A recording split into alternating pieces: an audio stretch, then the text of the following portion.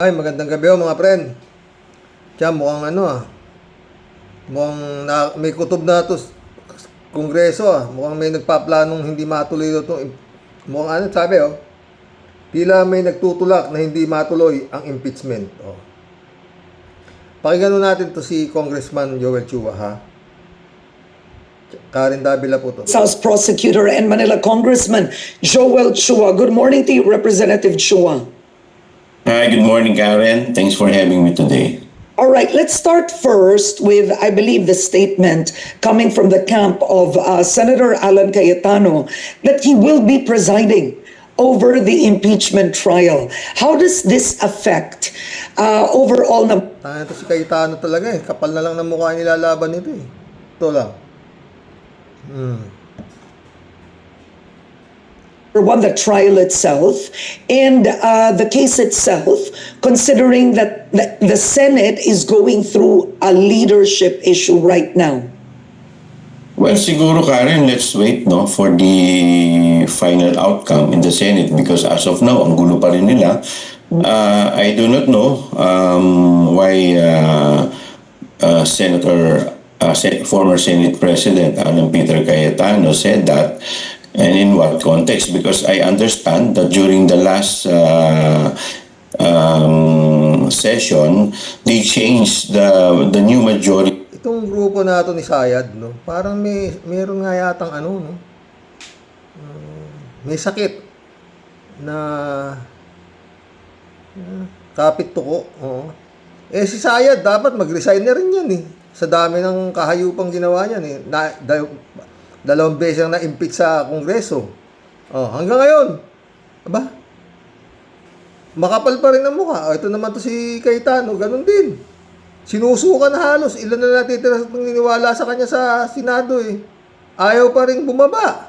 Ipinaglalaban pa rin na siya ang Senate President. Putang na mga to, no?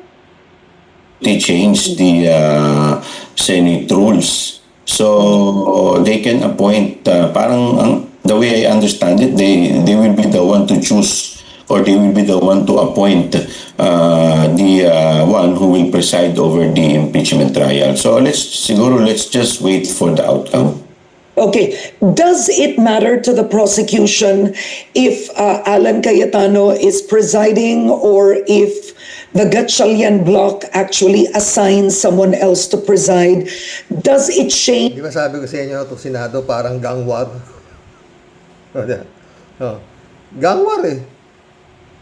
Yung si Cayetano, gusto niya siya leader ng gang.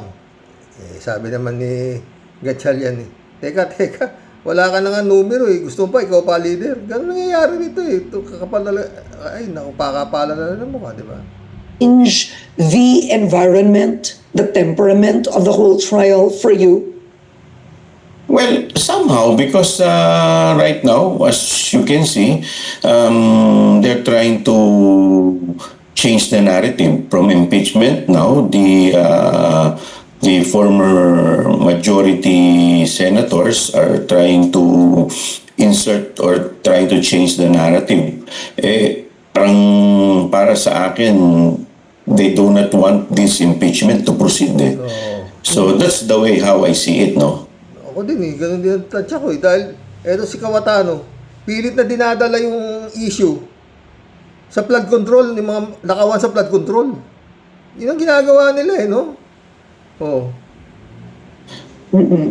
So kumbaga, it will matter kung sino ang liderato ng Senado on how the whole impeachment trial will proceed.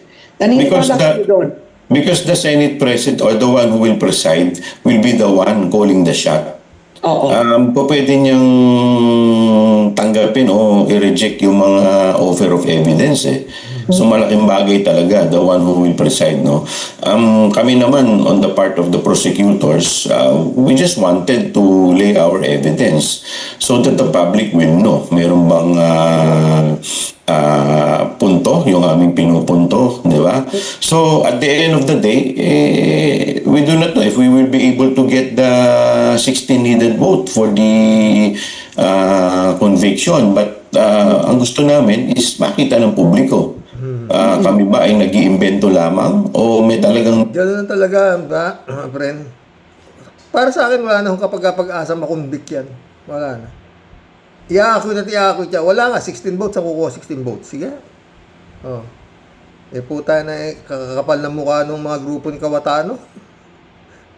Maski dito sa grupo nitong si Gatchalian, hindi ka pa nakakasigurong ikukonvict nila yung ano dyan, iba dyan, mga amoy digong din.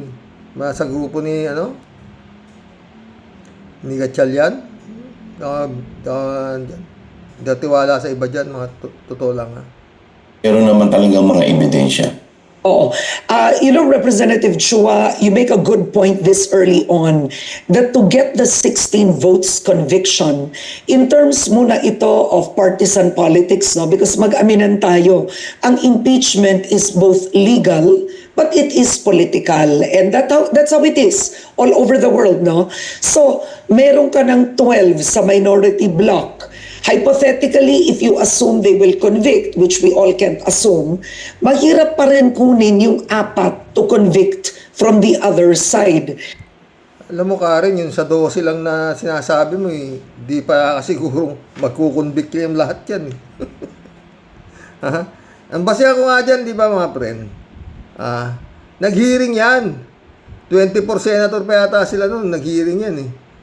O, di ba? Ano pa yata si Bato? Noong ang hinihiring nila, tungkol kay Duterte, na magpa-house arrest na lang. Nagbutuhan yung mga gago. Nakaan yata. Hindi ka magkakamali.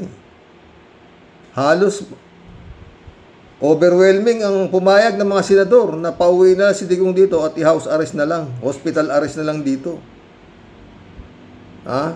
Mantang hiniring yun, gumagastos ang gobyerno ng 25 million a day. Yun ang hiniring ng mga senador para pauwiin si Digong dito. House arrest, hospital arrest na lang dahil matanda na.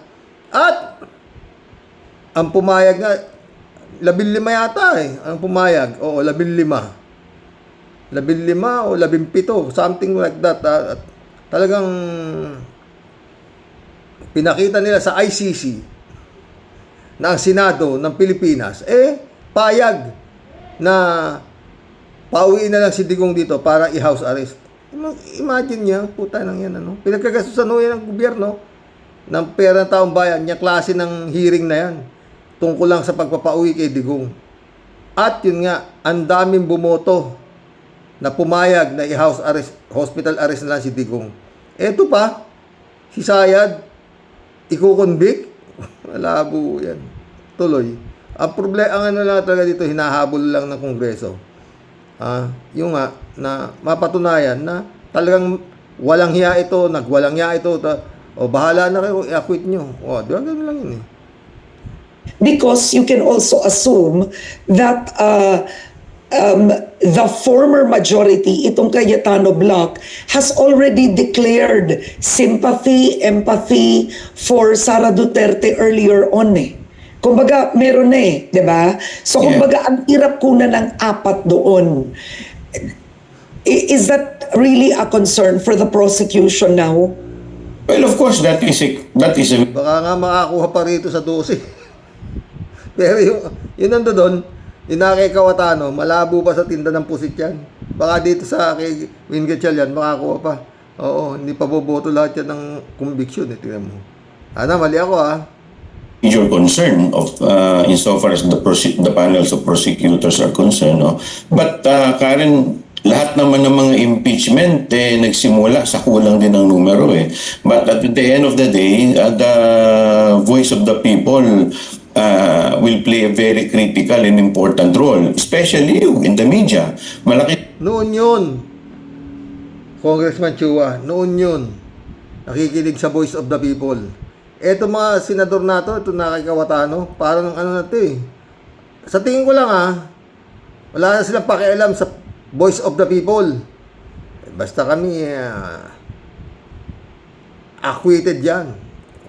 Hindi natin alam kung magkano ibinigay dyan. Gaya ng sinasabi nila, baliktad nila na binayaran daw yung Kongreso. Sinaywar na nila, di ba? Yung mga kongresista raw ang binayaran na, pinangakuan kung ano-ano. Eto Senado. Ano ito? Oh, kung pinagbibigyan ng tagkakalahating bilyon yan, ilan lang yan? Oh, ano lang ba naman yung kalahating bilyon sa mga Duterte? Yung nga 51 billion ni Pulong eh. Hindi pa malaman kung saan napunta eh. Di ba? Oh.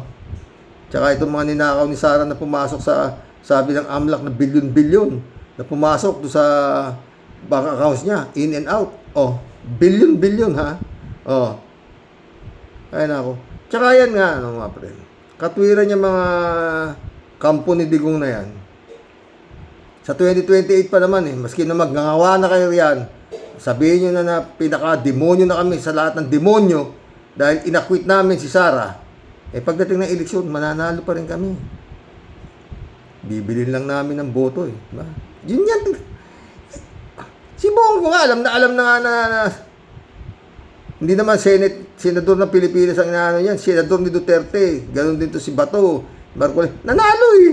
Oh, di ba? Ayan, kaya iba-iba. Tingnan mo. Sana mali ako tuloy natin kay Congressman Chua.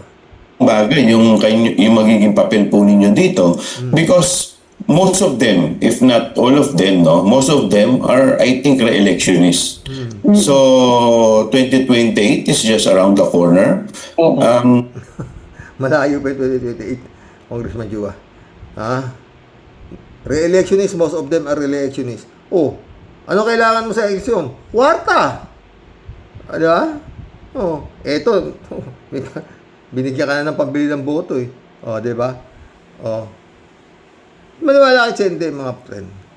Pag itong si Sayad nakatakbo, mananalo to. Sana mali ako. Oh, mananalo yan. Tignan mo. Eh, di ba, Garcia? Hindi man nila nakikita yung paano anak ng puta ng lab. Pero nga, pag si Sayad nakatakbo, napaka-inutil na nitong gobyerno ni Bongbong Marcos na to, ni BBM. Yan ang masasabi ko dyan. Katakot-takot ang kaso. Nagago. Ay, talaga. Sus Mariosep. Diyos ko, wag po sana ako sana mali ako. Tingin ko, if at the end of the day, we were able to present all these pieces of evidence properly at nakita naman ng tao na medyo talagang mabibigat yung mga ebidensya na presenta namin, eh baka maging susi ito for these senators, for the good senators to change their view. Sana nga. Oo. May punto kayo dyan kasi if we go back to history, tandaan natin no, na nung Estrada impeachment trial, the second envelope, when there was a refusal to have it opened, nag-walk out ang prosecution, nagkaroon ng EDSA 2. That's number one. Number two, when the Corona trial started, the talk was tatlo lamang doon. Yun sana mangyari, Karen. Yun sana ang mangyari. Na kung sakaling i-acquit nga yan si Sayad, itong mga senador na bumoto ng convicted, lumabas sa karsada, dali na sa karsada ang kagaya nung kay Erap. Oo. At puwersahin ng pababain, ito si Sayad. Oo. Kung pwedeng gawin yon, sana nga mangyari yon, no? Oo. At ito Senado na to, ikalag ka rin sa labas ng karsada, lahat itong mga kampo ni Digong. O, di ba? Tuloy. Ang willing to convict in the beginning. Pero in the end, bumaliktad. I believe tatlo ang nag-acquit, diba? A majority, you had an overwhelming number that chose to convict. So you do have a point that things can change. It's about really the evidence that is shown, which is why the leadership of the impeachment court will matter. Kasi kung ano ang papayagan na ebidensyang buksan at ipakita. Kung hindi naman, kahit gaano kaganda yung invitation namin, kung ayaw naman buksan nung may hawak nung pamalo, nung given, wala rin, patay din kami. Oo. Like bank accounts, for example. Bigat, sinabi ni Joel Chua. Maski gaano kaganda ng ebidensya namin eh. Kung ayaw naman pabuksan nung may hawak ng given patay din kami. Oh. Si Congressman Chua na nagsabi niyan. Nakakaramdam na sila na talagang magkakawalang yaan dito sa Senado eh. Oo. Example, Diba? bank accounts, Yun ang, diba? that's a big, malaki yun. Yung ebidensyang yun. Pwedeng, ano yun, the Cayetano block can disagree, right? Can Yes. motion not to allow that. Kung sa ano yung sa tingin nila, no, that will damage the defense, baka yun ang anuhan nila, ang i-block nila. So medyo critical yung mga magiging desisyon kung sino man yung uupo na presiding officer.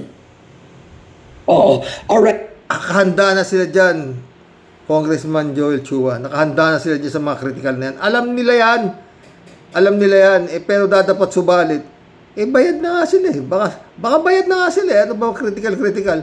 Ang mindset niyan, may pambili na kami ng boto sa darating na eleksyon. Bahala na kayo dyan. Basta kami, acquitted dyan. Numbers game eh. Di ba? Kaya lang yun nga. Ang punta nito malamang sa korte. Ma-acquit man si Sayad dito, marami nagsasabi na pwedeng kasuhan siya ng criminal cases sa korte. Doon ang baksak. Pagpati pa na may korte, inano pa rin siya doon eh. Na-acquit pa rin siya sa korte. Mag-resign ka na kaya. Ano ba to? Now, explain to us the House reply, because the prosecution team will not file a reply to the Vice President, but you will file technically a manifestation. Ipaliwanag nyo, Joel, no, in layman's terms, all right? Yes. Why is this the answer? Why is this the response? Kasi una-una, naniniwala kami yung answer nila did not actually refute all the allegations contained in the complaint. Instead, they raised procedural and constitutional issues. Now, ano po ang ibig sabihin nito? Kagaya po nung mga dating nire-raise nila kung bakit na-dismiss sa Korte Suprema. So, kino-question nila yung jurisdiction ng Committee on Justice, yung due process, so forth and so on. So ito naman mga ito ay nandoon na sa Korte Suprema. Itong usapin na ito ay nasa Korte Suprema na, nag-file sila ng petition for certiorari and prohibition. Kung ito ay didesisyonan ng Senado, edi parang pinangungunahan pa nila ang Korte Suprema. Mismo. So, isa pang punto, ito pong final nilang answer, parang motion to dismiss, which is not allowed. Bakit ko sinasabi na... Tanginang yan. Mantakin mo yan, mga boss. 16 ang abogado ni Sara Duterte. Yan ang sagot doon sa mga articles of impeachment ng Kongreso na puro talagang matitigas ang ebidensya nila. Wala silang sa totoo lang yun lang naman talaga depensa nila yung tawag dito brasuhin na nila by all means para ma-dismiss itong hindi pwedeng mailatag yung mga ebidensya ng Kongreso na itong mga prosecutor na to sa Senado. Kumbaga sinasabi nga ni Atty. Enzo, nip in the bud. Tsaka ito mga boss bukod dito sa Senado, meron pang mga zombie sa labas na Senado na nagsisisigaw na wag ituloy ang impeachment. Kaya in and out yung grupo nito si Cayetano, siyang nagpapahirap dito sa Senado.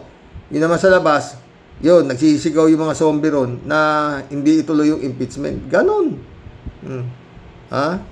Madugo to mga boss. Hindi biro ito. Sabi nga kanina, napanood si Meremon sa kila Ronald Llamas, yung nag-isa Senado. Sabi raw ni Matibag, talagang parang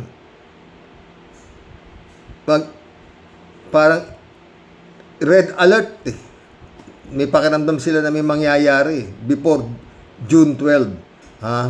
Talagang, yung mga tao raw, ilang araw, nung pang nakaraang buwan hanggang ngayon, nandun pa rin sa Senado. Yung iba umuwi, yung iba doon na natutulog. Putang ina, ang Ang laking pera niyan. Di mo mga ulol yung mga putang inang yan, parang nang ganun-ganun lang, paano yung pamilya ng mga hayop na yan? O, di siyempre. O. Ha? Malaki yan. Magulo yan, mga friend. Sana nga, mali tayo, ha? Pero yan yun din ang nararamdaman nila Joel Chua, eh. Hindi allowed. Kung babasahin po natin ang ating saligang batas, nakalagay doon, the Senate shall proceed with the trial forthwith. So, ang ibig sabihin nito, kailangan i-trial na, mag-conduct na ng trial at hindi i-determine kung ito ay tatanggapin nila o hindi. So, pangatlo, isa pang punto na aming pinupunto dito, no? Parang ang nangyayari kasi, ang kinu-question nila yung proseso na nangyari sa Committee on Justice. So, parang ang nangyayari niyan, parang ginagawa nilang appellate court itong Senado. Which is hindi naman po pwedeng maging appellate court ito. So, ito po yung mga punto na ni-raise namin. Hini-question daw, sabi ni George, hini-question daw nitong mga ungas na to, yung nangyari sa Committee on Justice. Mantakin mo yun. Parang ang gusto naman palabasin na itong mga abogago ni Sayad, na mga gunggong kayo dyan sa Kongreso. Mali ang ginawa ninyo. Yun ang di ba? Putang Tingin namin sa totoo lang, pinag-isipan nga namin kung kami ay sasagot pa, but para siyempre na lamang na baka naman masabi ng Senado, para may paliwanag din namin ang punto namin, bakit hindi kami nagpa-file ng reply, manifestation na lang ang aming final. Oo. And how will this manifestation look like? Ano ang nakasaad sa manifestation? Well, parang yung mga pinunto ko po kanina, yun lamang ang sinabi doon sa manifestation. Which is so, hindi technically just not agreeing. Yeah. He will just not agree with their issues because they did not respond point by point on the articles of impeachment itself. Yes, opo.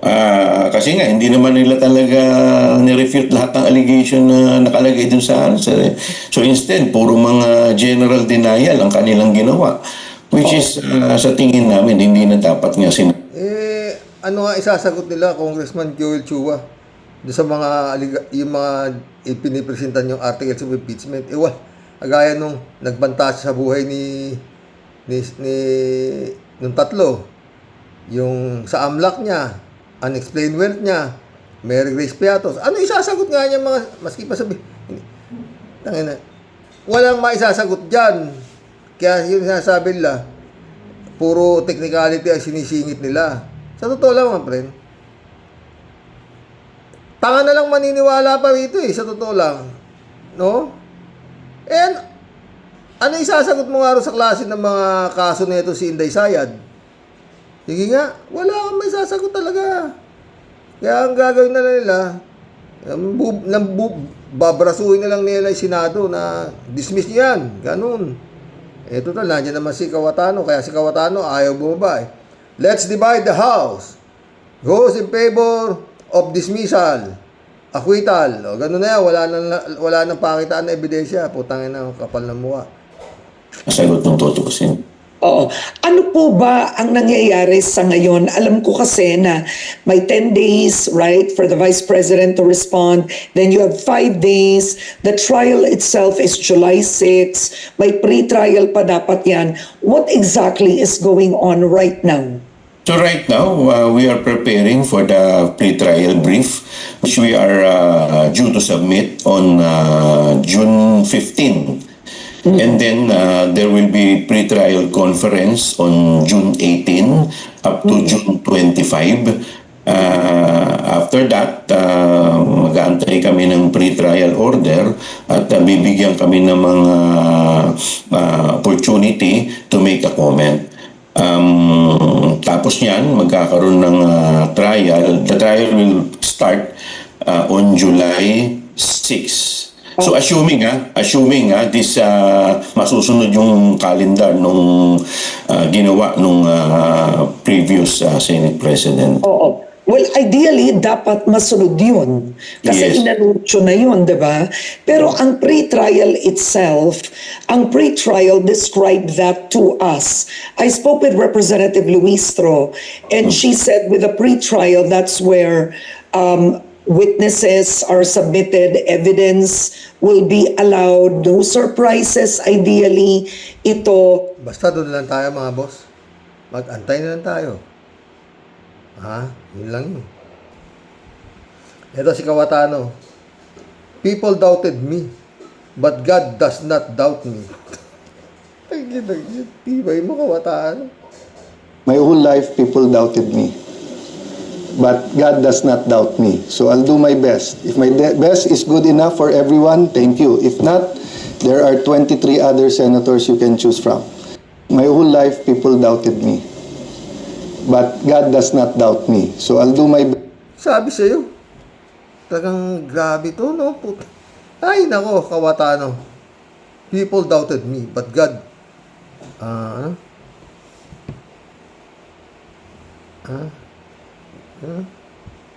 My whole life, people doubted me. But God does not doubt me. So, I do my best. If my best is good enough for everyone, thank you. If not, there are 23 senators to choose from. My whole life, people doubted me. But God does not doubt me. So I'll do my best. If my best is good enough for everyone, thank you. If not, there are 23 other senators you can choose from. My whole life, people doubted. Grabe ito. So, apparently, because ayaw nila pumayag, dalawa Senado natin ngayon. You have the Senate of the Philippines and you have the Senate of Malacanang. So, yung Senate of Malacanang had the hearing kanina and you have two Blue Ribbons Committee. Yung isa ay Committee de Absuelto na ang kanyang main work is paano i-absuelto yung mga high officials ng ating bansa at yung isa naman na seeking the truth. So as a nation, we have to decide whether the Senate will be under the thumb of Malacanang. And now that it is very clear to us that the biggest ever corruption scandal is the flood control scandal, if it's acceptable to us that we witnessed this morning the biggest cover-up committee hearing of our generation. Kung magsalita ito, talagang napakalinis nitong hype na to, no? Ha? Si 10K. Tawag dito si 10K, si Caldero. Naku. Diba? So, ganun lang kasimple yon. So, I really want to avoid sa dami ng problema ng ating bansa that we have to write land bank, Tangina, ikaw ang problema ng bansa, eh. Ang gulo mo. Kung hindi mo pinapasok si Bato, ayan to, paulit-ulit. Hindi ka sana Senate President ngayon. Ginago mo si Bato. Punta ka na rito para mag-grab natin yung kung maging President ng Senado. Eh, yung gago naman, nakatago ang putang na. Talagang, maski raw manganib ang kanyang buhay. Kaya siya, para sa bayan, gago mga putang na mga to. Grabe, no? Anong kawalang yan to, no? His Excellency, ano ba?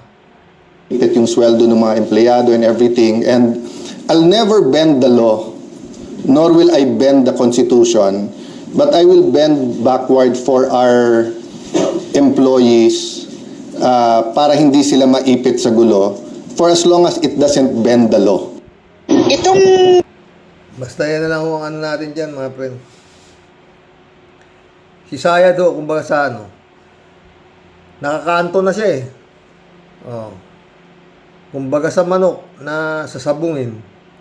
Eh, pilitary na, pero dahil nga may sa demonyo, tumuto ka pa rin, maski na, gagawin niya pa rin lahat ang kanyang magagawa para hindi lang siya maideklarang talo. Parang doon si Cayetano rin, ganun din. O, diba? Yan mga boss. Hintayin natin. Pag hindi ho natuloy at na-dismiss outright sinabi ang putang ng anong klaseng mantakin may tatablahin itong mga senador na ito. Gago. 257 votes ng mga matitinong kongresista para lang i-acquit ng mga gunggong. Magkulab na ho tayo, mga pre. David Allen Mendoza, shout out. Good evening po, Karox. Kupal din pala itong 18 Marines na, at doon pa sa opisina ni Kimu pala nag-press con. Karamihan po dyan sa mga ay dishonorably discharged. Kapag ganun po ay siguradong may ginawang di nais-nais o di tama noong nasa Marine Corps pa sila. O di ganun nga yan eh. Ang problema nga, paano napasok na mga ganyan ang itrabaho ng mga hype na ang lalaki na sweldo niya, taga-bit-bit ka ba naman ng kwarta, di ba? Mary Lebron, shout out. Kalat ni Baya, shout out. Michelle Edwin Mike, shout out, my friend. Ted, shout out. Kaya daw, ang grupo ni Baligod, sabi niya, pumunta sa opisina ni Kimo, imbis doon sa meeting ni Erwin Tulfo, ay para daw si Baligod humingi ng paliwanag kay Kimo. Nagtataka lang ako kay Baligod. Bakit siya humihingi ng paliwanag kay Kimo kung si Kimo ay mas bobo pa sa kanya? Ikaw talaga, Ted. Ewan ko ba, puta na itong Kimo na ito. Anak ng puta. Walang ginagawa matino sa Senado yung gago eh. Anet Padua, shout out. Naku, pumunta siguro si Sara sa albularyo at sinabi sa kanya, siya ay kinulam kaya nagkaganyan ang pag-iisip niya. Pwede. Jane Labana, shout out. I think sa kanyang upbringing yan.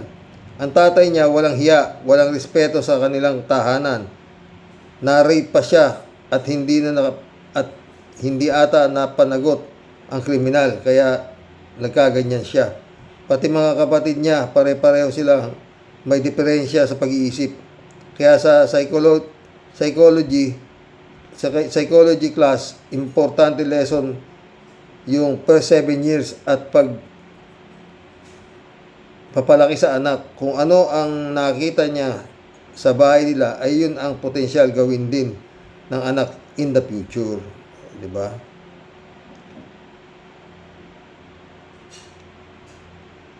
Apolinar Tolentino, shout out. Mga nagpapagamit lang yung 18 maleta boys dahil sa pera. Siguro mahigpit ang pangailangan ng mga yan. Dahil wala na pala sa serbisyo kaya mga gago lang ang maniniwala sa sinasabi ng mga yan. Na pangitan naman na puro kasinungalingan lang. Totoo yan, Apolinar. Ang problema nga, Apolinar, ha? Hindi mo masisisi ang mga gunggong na yan. Bakit? Yun nga puta na. Sila La Chica, sila Lulasco, o alila lang ni yan. Mga bodyguard lang ni Sara yan, o, di ba? Pagkapuhan ng pera sa land bank, sabi doon sa DepEd. Hintayin niyo si Nolasco sa sila Chica. Daang milyon yun ha. Pinasa na lang nila. Wala na. Ewan ano ba nangyari sa mga kasong sinampa dyan? Sa mga bataan ni Sayad. Wala rin yata. Di ba sinampa ng kaso? Ano nangyayari dyan? Wala. Oo naman. Maliwanag pa sikat ng araw sa tanghaling tapat. Itong si Defensor, ang utak niyan, akalain mong si Dilima sinangkot nila nasa kauluhan pa siya. Si Lore naman sinangkot din pero nakalimutan nilang alisin sa script. Sabi ni Jane yan.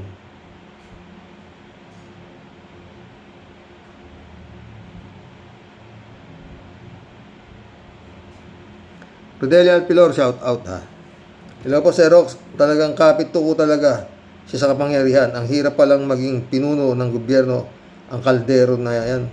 Ay sir, sana matauhan ng bugok ng yaring lindol ng Mindanao. Salamat sa Diyos at hindi sa hapon o gabi, kung hindi maraming taong madidisgrasya. Biro mo, nang dahil sa mga Duterte Judas nagka-leche-leche. Lord, salamat sa patuloy mong paggabay sa katotohanan. Dapat ng mamagitan si PBBM. Abang pa tayo. Ingat and God bless po. God bless Rodelia. Sumagot na naman si Jane. Kaya ayaw niyang bumitiw sa pwesto kasi kailangan siya ang mag-preside sa hearing ni Sara para i-dismiss ang kaso. Ito ang main reason why Caldero wouldn't just quit. Totoo yan. Let's divide the house, sabi nung gago. Who is in favor of acquitting?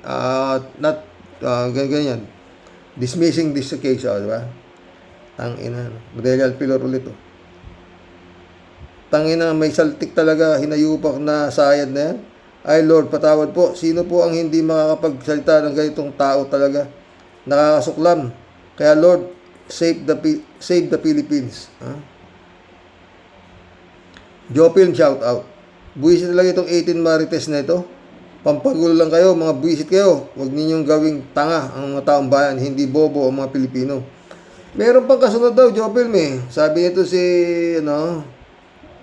Depensor, May 14 pa raw at mayroon pang 7 na magsasabi raw na magbubulgar daw.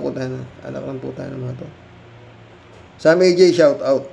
Karox, buti na lang dito ako yumaman. Sa Amerika, hindi ako nagnakaw. Malinis ang kaluluwa ko.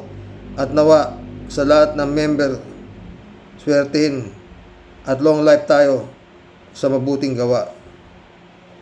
Mayaman pala sa AJ. Buti ka pa. Jane Labay na. Sir Rox, itong 18 Maleta Boys, puro dispalinghado ang mga karakter.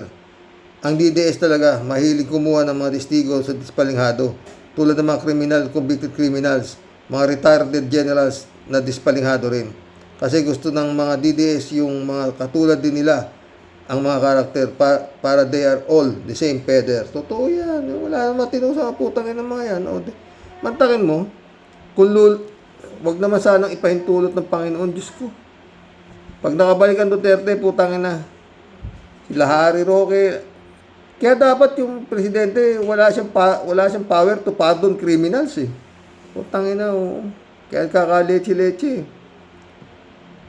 Walang problema kung walang kasalanan yung pinapardon mo eh. Putangin na eh. Librado Ludovico, blessed morning Karox and to all warriors. Okay lang, Karox, kahit halo-halo ang topic. Aba, buti hindi nasunog si Sayad. Teka, bakit siya lang ang may picture? Bakit walang nagsisimba? Ano ba yan? Baka pati simbahan sa iyo na rin. Hindi ka karapat-dapat dyan, Sayad. Ewan nga ba? Klase ito mga ba? Jane Labay na ulit. Ni isa sa mga maleta boys. Walang nakakita ng laman ang maleta pero sinasabi nila pera daw ang laman. Hindi tatayo ang kanyang katwiran sa korte. Ni sa Senado hindi rin nila matandaan kung anong klase ng tubig ang dinaanan nila. Kung dagat ba, ilog, batis o ano. Basta tubig daw. Mga Marines mga Marines kamo kayo. Puri train kayo sa matubig. Paano hindi nila alam kung anong body of water ang dinaanan nila?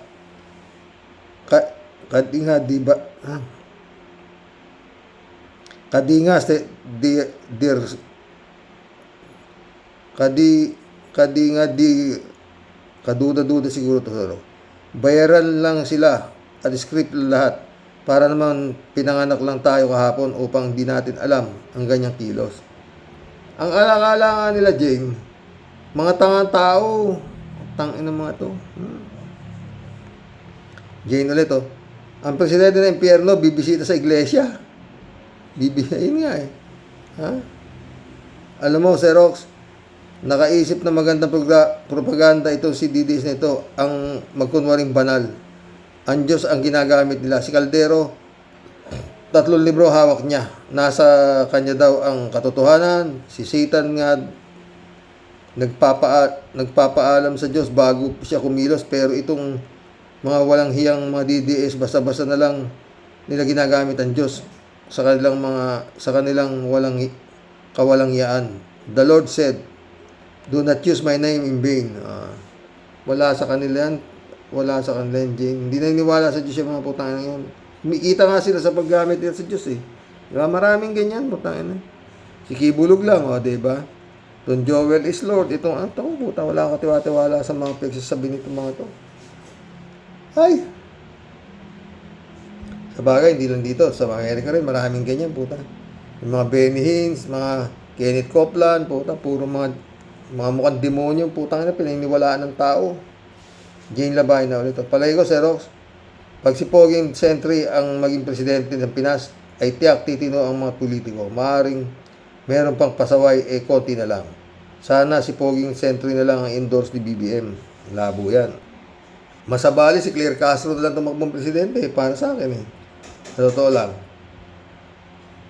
Hindi natin alam Yung si Auntie Claire na yan, ni sa panaginip daw, hindi niya alam na magiging mapupunta siya sa Malacanang. Alam. God moves in a very mysterious way. Jane Labayan na Sir Rox, thank you sa maraming salamat sa birthday greetings mo sa aking one and only love of my life. Oh. Swerte mo talaga doon, friend. Parati siyang masaya. No? Sir Rox, pogi ka ata ngayon ha. Parang wala kang wrinkles. Saka bagay sa'yo ang polo mo. Totoo yan, di ako nang bobola. Baka ikaw lang ang... O baka naman may filter ka. Joke lang po. Yung pinagsasabihan pogi, lihim ng asawa ko yan. Good morning, Sir Rox. Di dapat Maris ang tawag sa mga 18 mayan. Bagman o Maleta Boys dapat. Puro fake news na naman pinagsasabi nito. Halatang tinuturuan ito ni Robin. Kaya doon pumunta sa office niya para gumawa ng telenovela, ha? Sabi nga ni Trillanes, mamimilipit yung mga yan pag talagang naharap na tinanong na yan. Shelly J. Sir, shoutout. Tama lang ipangalan. Mga yan, Maleta Boys, hindi Marines. Kalungkot, nababoy na lahat ng buong pamahalaan sa Pilipinas dahil sa pagpasok ng Duterte sa Malacanang. Nagpiesta ang mga mafia at mga drug lords. Totoo yan, friend. Chupista Bunao. Good morning po, kuya, sa mga ka-warriors. Naarkila data, kuya, ang simbahan. Inarkila nga yata yung simbahan, no? Gago.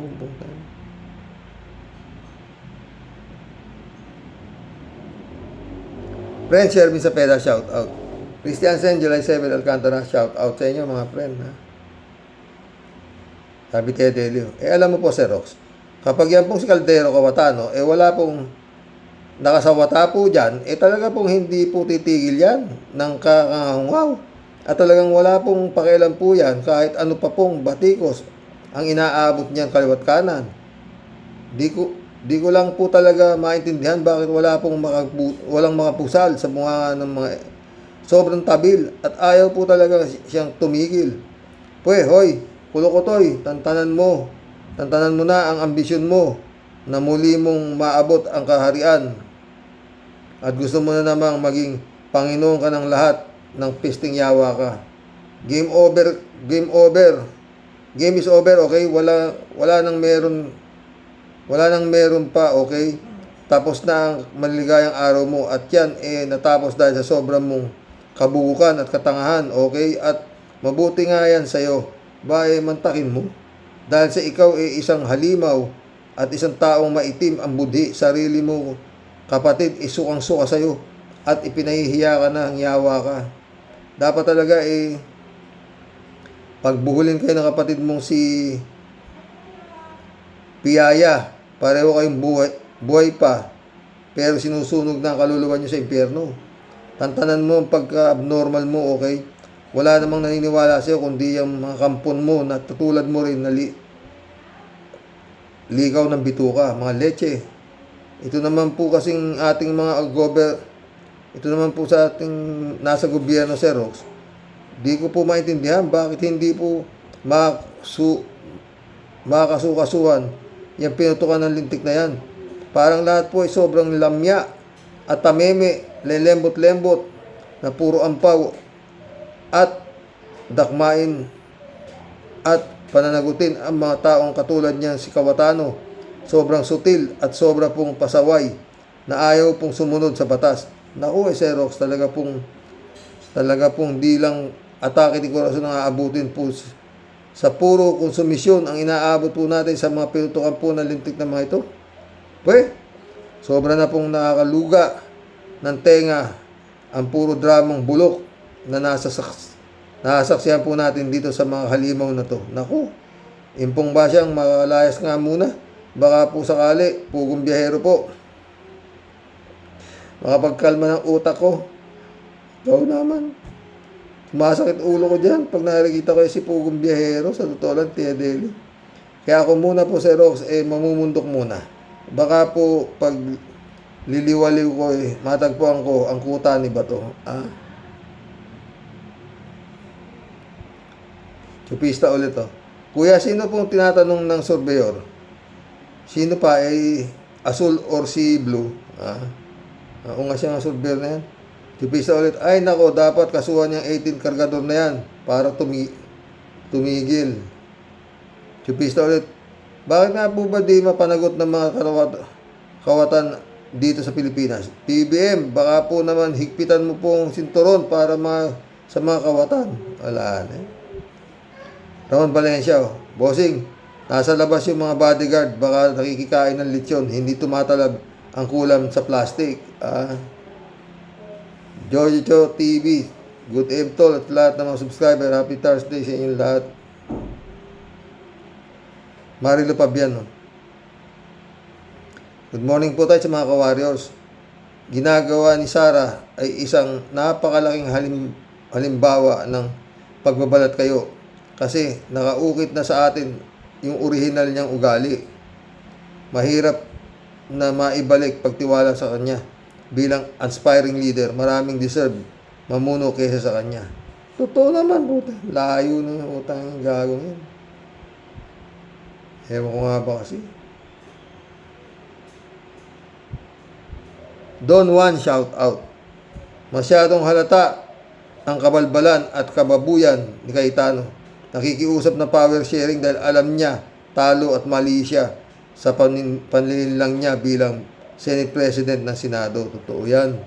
Don Juan, ha? Pastor Jun Lagon, shout out my friend. Eddie Luna, hello Karox. Magandang araw sa iyo dyan. Karox, isa lang ang hinala ko kay Cayetano. Kaya ayaw bumitiw.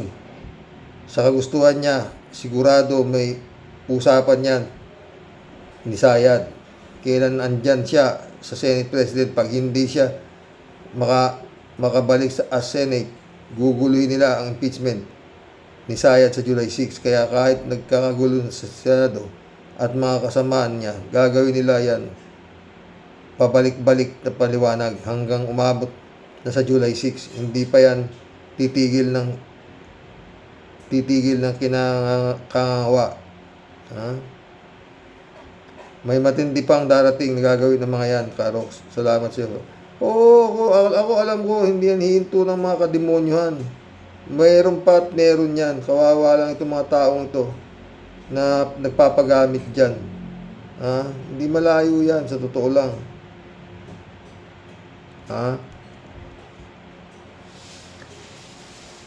Pastor Jun Lagon, shout out. Dolor Garcia, friend Amy Bingson, shout out. Evans Kalananak, mission accomplished mga friend. Hanggang bukas po muli. Tangin na. Ay, nako, Panginoon. Paulit-ulit. Ito ho ang impyerno. Ang problema, yung mga demonyo, nasa Malacanang. At sila pa ang pinuno. Dasal mga friend. Good night.